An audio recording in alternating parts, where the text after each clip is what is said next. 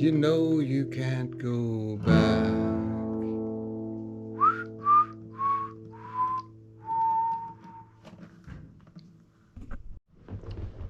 Okay, I'm going to do a preface on this episode about evolution, and we'll get to regular programming in a minute. But I wrote the article about evolution because it was early on in the things that I was writing about. I never knew what I was going to write about next, but I knew that evolution was, what's the right word? It is controversial between religion and science. There's a controversy. Way back in the day, in the early part of the 20th century, there was a famous trial, the Scopes monkey trial, about whether or not evolution was real or whether the Bible was real and which was right, as if one had to be right or the other one wrong. So my readership in the MUFON Journal is largely engineers and scientists, some of whom are Christian. There's that dichotomy there. And so I knew going in that the Baha'i Faith had some very positive things to say confirming evolution. And it's very unusual for a monotheistic religion to be able to do that. So that's what made me think, maybe that's something I should touch on. And then, as I was writing the manuscript, I was more interested in, what the Baha'i writings had to say. And as I've mentioned before, writing a manuscript is different than talking to you on YouTube.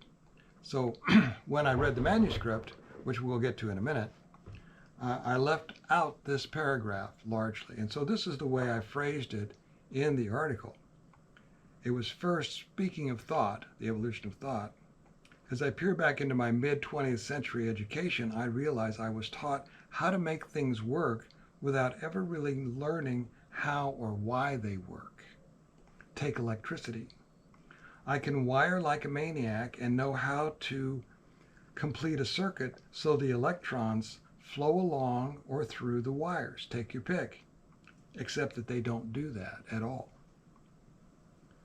Science has known this since the 19th century, thanks to James Clerk Maxwell and his equations and John Henry Poynting and his vector. A vector that may also explain what E.T. is up to when he goes zipping about. But for whatever reason, these two fellows were entirely left out of my worker bees industrial arts class in high school.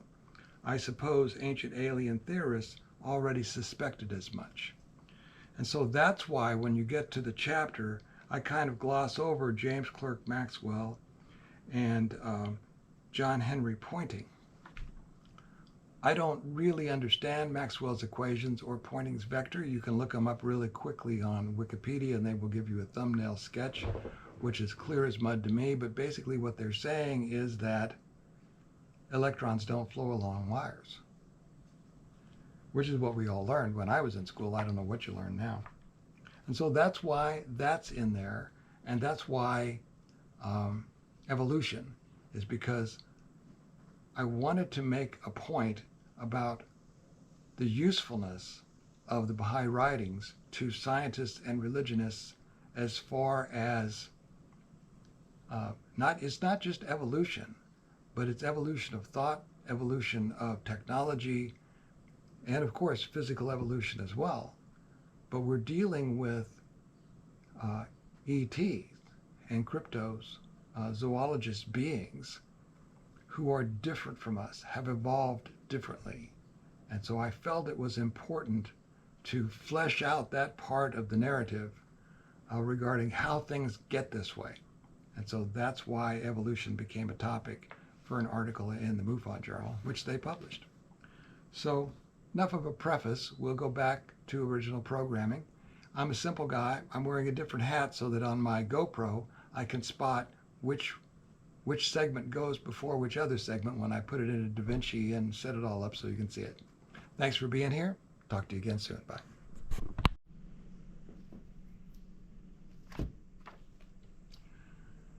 Okay, I've got a few minutes, so I'm going to talk a little bit about evolution. It's from the manuscript I wrote, and it's chapter 22.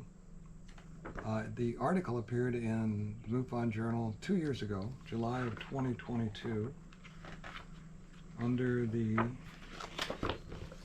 title, Evolution Happens. And like I've done before, I'm going to talk about it rather than read it. And it being an article for a 1,500-word article for a journal, I was trying to be funny and engaging and all of that stuff in the first part of the 1,500 words. And there will be a couple of names that you might want to look up yourself. So anyway, I'll go through it, and we get to some good stuff about halfway through, I think. And so the manuscript that I wrote about it goes like this.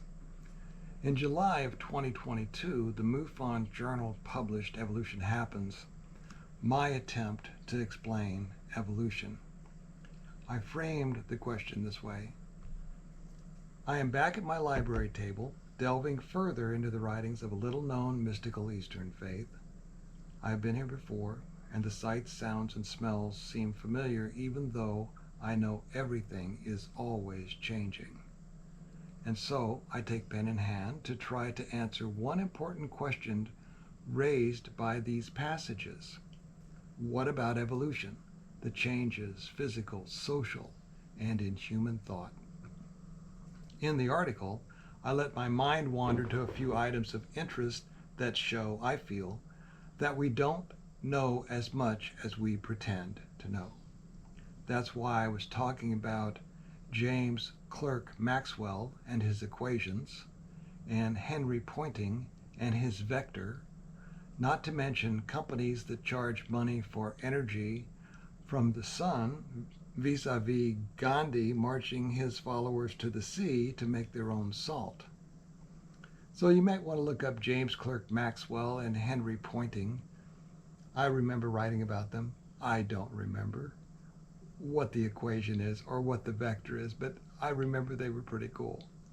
Anyway, going on, I employed again the time when man was not quote that I've mentioned previously in the previous episode, I think, to put me back on topic, and said, quote, me quoting me, I understand this to say that man, another term to be explored, is infinitely old, that the earth formed at some point and man appeared upon it at some later point somehow.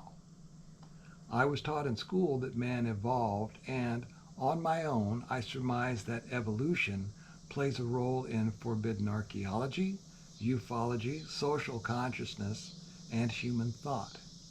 Having felt the pull of this evolving thread in prior articles, I will now try to resolve this apparent conflict using the writings that created. A well-qualified source says, evolution is messy and complicated. There are more fossils to be found. Ancient DNA has changed the way we view ourselves and our close relatives. That's a footnote in the article at MUFON.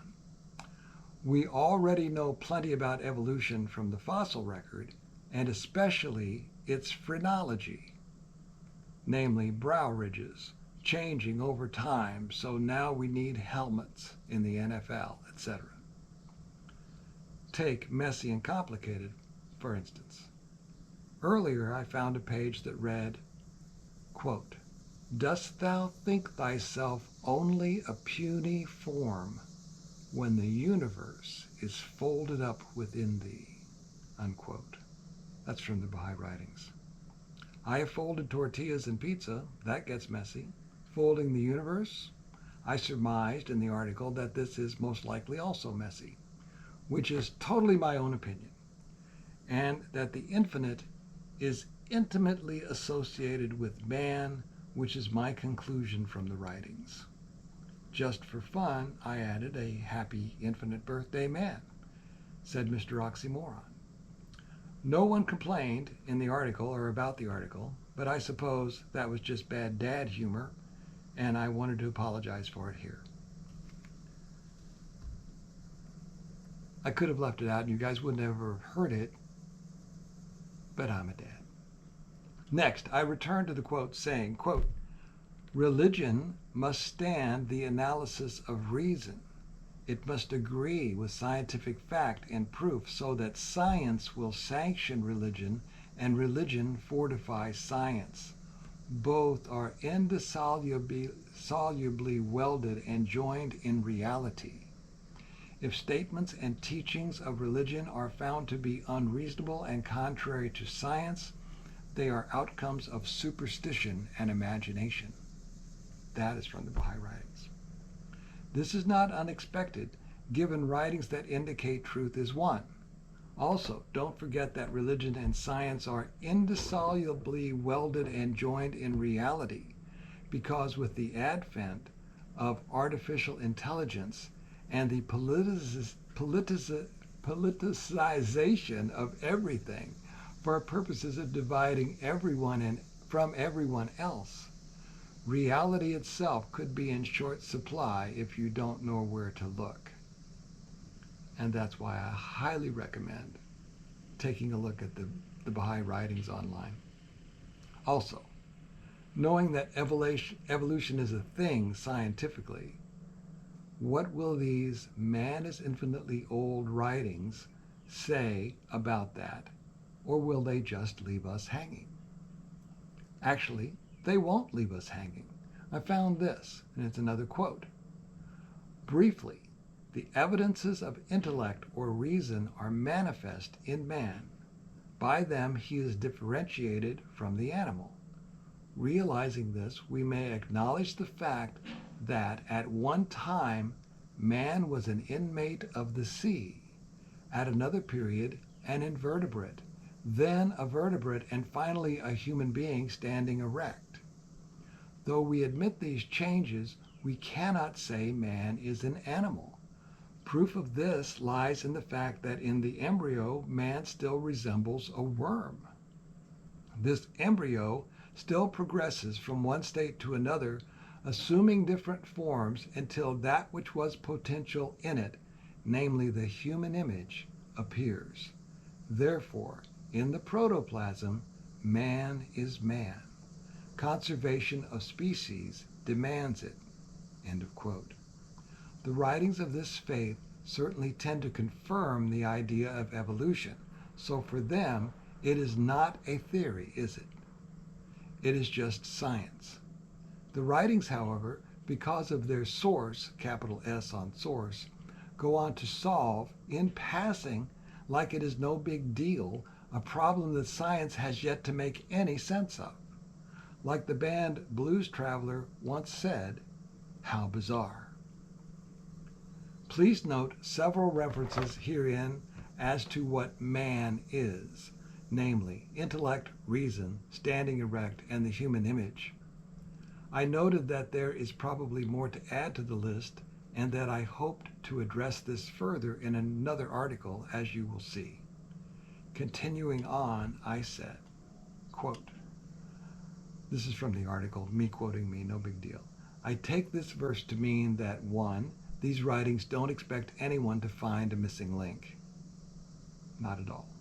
And 2, there is a difference between being in agreement with what science can prove and what science can theorize or won't theorize about.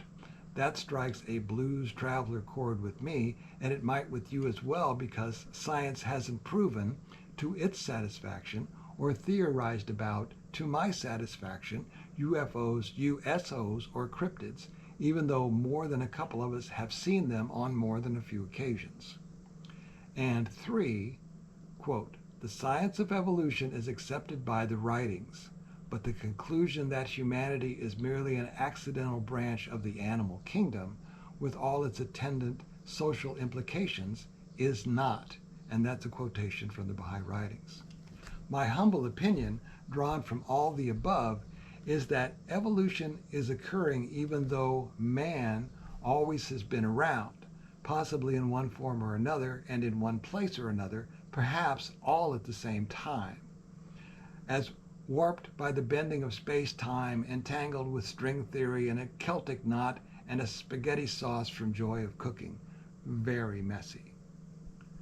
I went on to say that, personally, I don't notice physical evolution much from day to day.